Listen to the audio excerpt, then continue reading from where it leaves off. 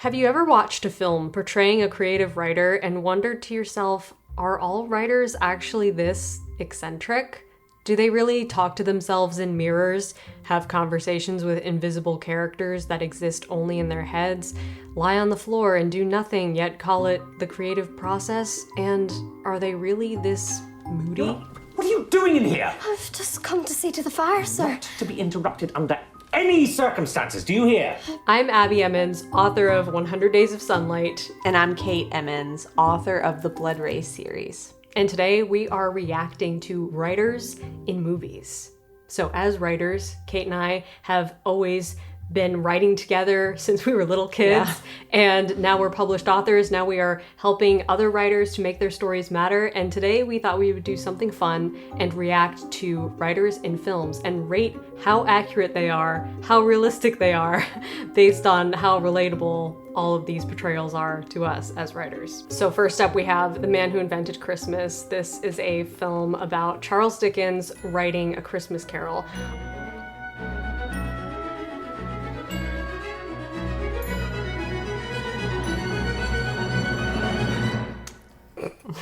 I love that.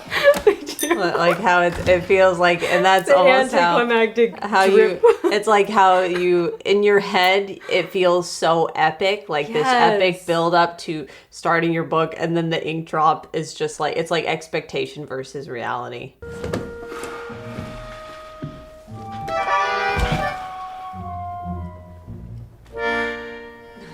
Just the general boredom. Mrs. Fisk, I have told you repeatedly not to disturb me when I am working. That's accurate too, like that moment when you're clearly not writing or doing anything related to your work, and someone interrupts you and you're like, "Kid, you see I'm writing here," and you're doing something like playing the accordion. Like, well, I was writing, and you kind of are, you know, you're still writing like in your head, even though you're like walking around and thinking and looking out the window and fidgeting, you're like still in the story in your head. Exactly. This is like the part where he gets the idea from like watching all of the, he like encounters all these different situations that are slowly piecing together to like become the idea for A Christmas Carol. Right. Which this is very accurate to how writers catch snippets of real life and turn it into an actual book idea. So realistic and relatable. Good evening, sir. Yes, it is, Mrs. Fisk. Charles. Come back! Come back! Come back! Like nobody else understanding. Yeah. When you're like going crazy with no accurate idea. portrayal. It's just like everyone else having to deal with not understanding. His partner dies. He doesn't shed a tear. He thinks only of the money. And on Christmas Eve, he meets some kind of supernatural guides or spirits, possibly, who in the course of one night teach him what. And then just like trying to get other people as excited about your idea as you are. Right. I feel like that's pretty relatable. Yeah. Like only fellow writers will understand the excitement. He was a tight-fisted hand at the grindstone, old scratch. Scrounger.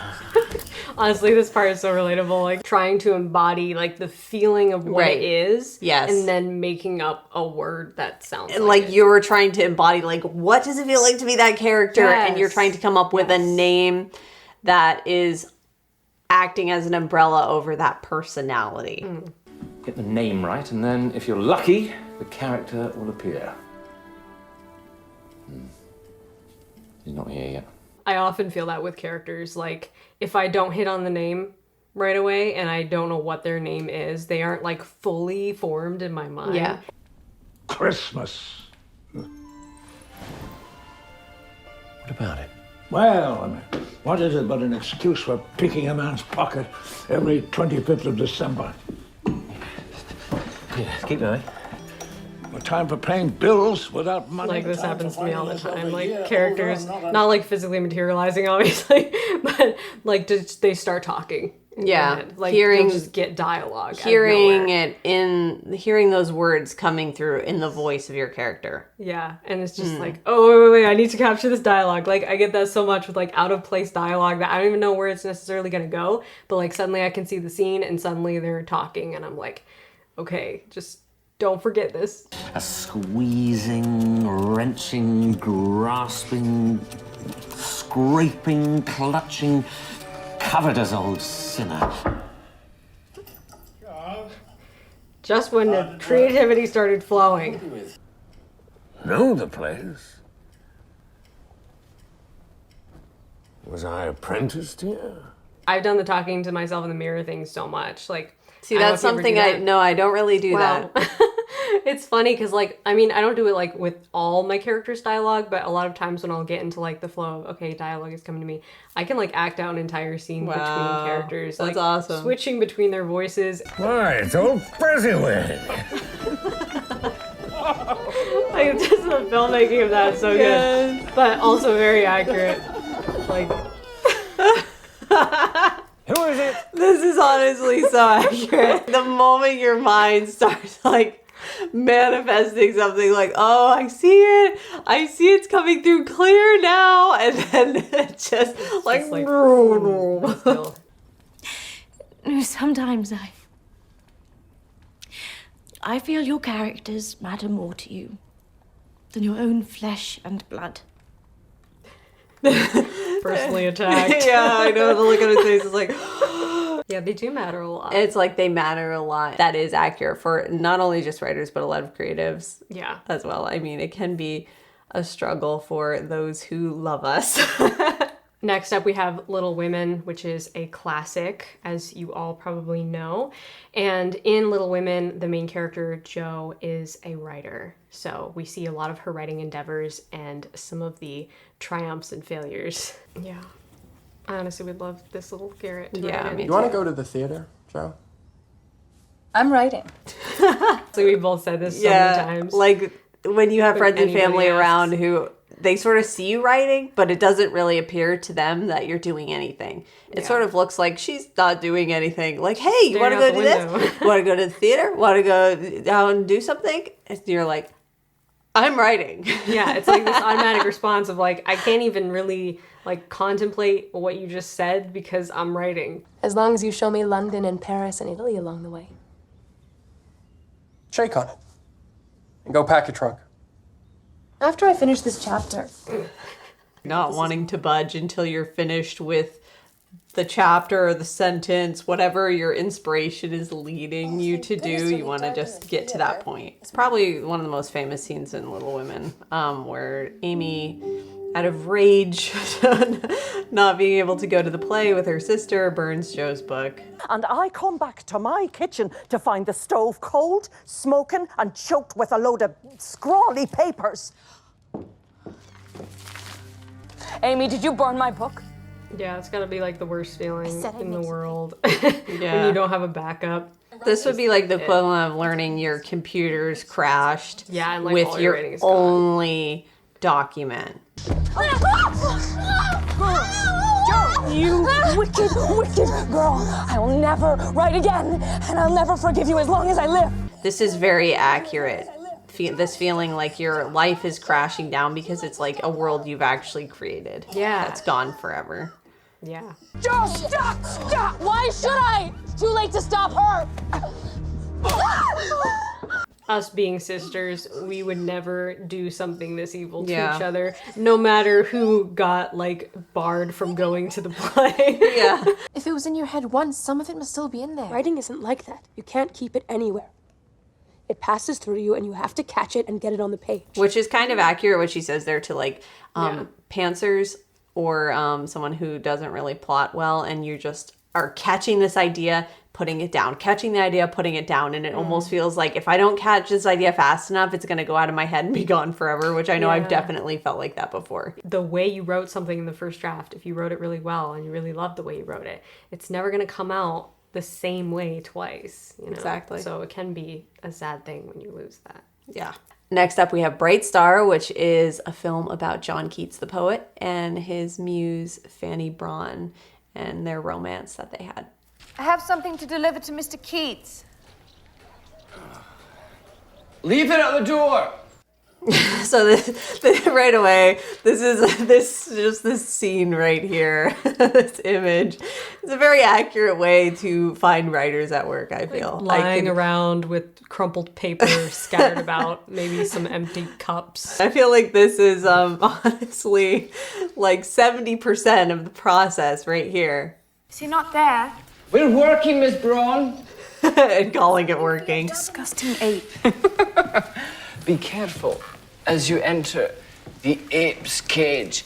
Hoping your weird writer friends don't scare off your non-writer friends. Yes.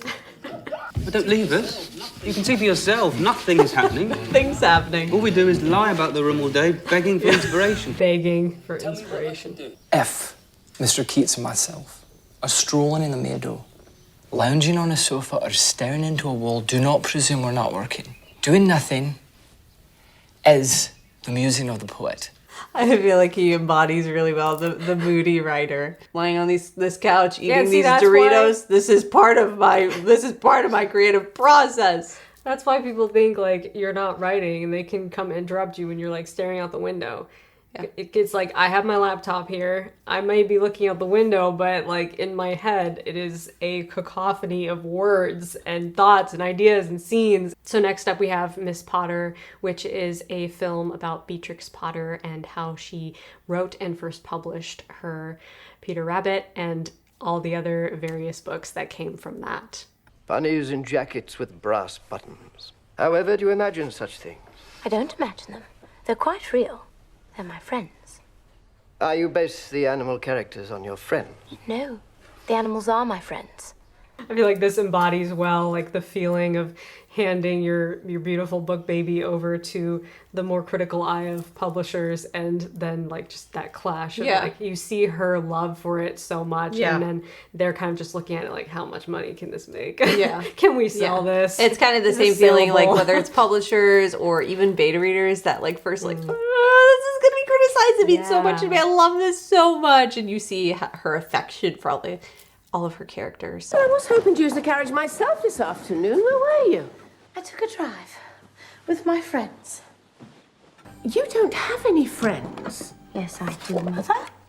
Every time I draw. I feel like that's very accurate to your characters because they do feel like your friends after a while. I feel like even with an artist, like it's even more embodied there because you have like you're actually creating the characters on in a visual format, right? But yeah, anytime you write or create a character, it's like you're hanging out with your friends. Yeah, exactly. They become like companions to you, and they're constantly there. His ears are getting better and better, and the shading here is very good, Beatrix. I honestly love how they add those little touches into this film of like the pictures that she draws like coming to life. Yeah, and just how the writer's imagination sort of runs wild and they're seeing things in a different way than everyone else is seeing them. Very accurate. So I would say Miss Potter is pretty accurate to how writers are. And even though she was a writer/artist, so she was creating stories in multi-formats. Yeah, illustrating them all herself. Yes, I feel like it's still very relatable to like how it feels so personal and real to you, and the characters feel so close to you that they're like your friends. Yeah. And it honestly is like, it's meeting somebody else who believes in that dream is like so special and really can get you excited about your own work. Next we have Rebel in the Rye, which is a bit of a biopic about J.D. Salinger, who wrote Catcher in the Rye. How do you possibly believe you could be a professional writer? I don't know. I just like doing it. He's very talented, so. This is such a realistic feeling conversation. And even though I have personally never experienced, like neither one of us we have parents that are artists themselves, so we've always been really fostered in our writing, but I've had many friends and fellow writers who have not had that experience, who have had their parents try to, really subdue that idea. Like, oh no, don't do that. You're not going to be able to make a living off of that. You won't be able to have that be your career, and giving a lot of pushback. So I know how that can be so disheartening. And this is a very real portrayal of a conversation like that. Even if he is, it's impossible to make a living at it, even for the best of students. You're not even a good student. I can't do anything right.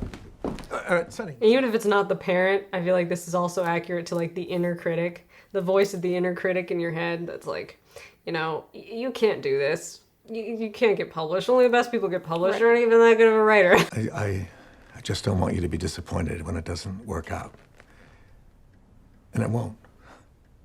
It never does. Like, so many writers have someone like this in their life that's like, I am going to be your reality check and impose my views upon you. Yeah. And then tell you something like, oh, I just don't want you to be disappointed. Like, this criticism is actually here to help you, which... Right. Nope. It's your first rejection letter. You have to get that framed. So what do I do now? You're a writer. What do you think you do now? Write another story? Yes, and then write another one after that. And then another one after that. Okay.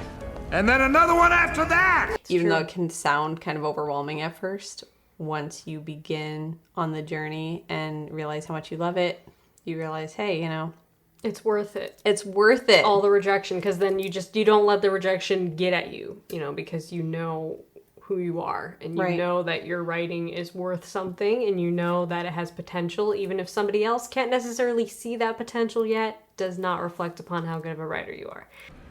And now you have to ask yourself a question. Are you willing to devote your life to telling stories, knowing that you may get nothing in return? So next up is Tolkien, a biopic about, you guessed it, J.R.R. Tolkien, and how he embarked on the journey of writing Lord of the Rings, and a bit about his early life and writing career. Different movie, same time period, same actor. Different eye color. Different eye color. And you invented that? Yes. The entire language? Verb structures, vocabulary, everything. My next language will have a music to it. No response. Conversations you're going to have with a writer if you go out to lunch with them. Like, you're going to end up talking about probably fantasy languages. All sorts of nonsense. All sorts of things. I think that's nonsense. I mean, it is if you say it like that. A word isn't beautiful just because of its sound. Cellar door. It's the marriage of sound and meaning. The door to the cellar. A place where something magical and mysterious might happen. Sorry, have you just dismissed the basis of my entire language? I feel like this is pretty accurate to writers who like to write in purple prose. Like the lyrical, poetic sound of something, but not necessarily like, you know, does this paint a but also like how picture something of what sounds really good in your head. Yeah. Like, oh, that sounds so good. I love that. And then you tell a non-writer and they're like, the door to the cellar. Hand. That might be a beautiful word. Yes, it is. But it means so much more because of what we associate it with. Touch. Pick up lines to use on a writer. Things aren't beautiful because of how they sound. They're beautiful because of what they mean. Well said. That's actually a really good piece of advice for purple prose. Yeah, it is. It is. Very true. It can have an emotional punch and also sound beautiful at the same time. This is a great example of how a lot of writers gain so much inspiration talking things over with non-writers. Tell me a story. What? The story of Cellar Door. And like the actual terror. This is like, no. Tell me a story or tell me what your story is about. And you're like, No, I can't. Why not? When someone asks me to play the piano. That's a different thing altogether. Yes. I'm not a performing monkey. It begins with the arrival of a proud and opinionated princess. And when the non-writer starts doing it for you. Just like, I'll tell you a story. And then it's kind of funny because it's like, once you start, she gets the ball rolling, it's like this whole story comes out of it. Yeah. And I feel like that's pretty accurate to writers because it's like you get a little bit clammed up, but then once you get rolling, it's like your imagination just kind of takes you to new places. Yeah, very accurate. And sometimes you need a friend to kind of nudge you in the right direction, push you a little bit. His flow was so much different than a lot of people's, in that he did a lot of sketching things out, plotting things, creating languages, which is really a unique process. Yeah, like the whole world building process by itself is like, it's a whole thing, like even separate from writing. Yeah, So very impressive. I would say like 7 out of 10 relatable, but an excellent portrayal of how a writer would think. Yeah. Okay, so boom, that's it. Writers reacting to writers. We hope that you guys enjoyed watching it. Are you a writer? Do you find any of this relatable? Comment below. We would love to hear what you think. Or maybe you know or live with a creative writer and you can maybe relate to, oh yes, I know what this is like. Comment below and tell us what you think of it. It's all in good fun, and I think it's good to laugh at yourself too. Because a lot of creative writers, creatives of any kind, have their own unique quirks, and it's fun to analyze those things about yourself and about the way it's portrayed in films too, and to see how accurate it is. But I think the ones we reviewed today, the films we reviewed, were actually pretty darn accurate. They felt like very realistic writers with realistic processes for how they created stories. Yeah, I agree. And as we said in the beginning of this video, Kate and I are both published authors. I am the author of 100 Days of Sunlight and some other contemporaries. Kate is the author of the Blood Race series. So check out our books. It's the best way to support us as indie authors, and all of the links to our books are below this video. While you're down there, make sure you hit the subscribe button and subscribe to this channel. We would love to have you here in the community, and smash that like button if you enjoyed this video. Until next time, stay stoked and rock on.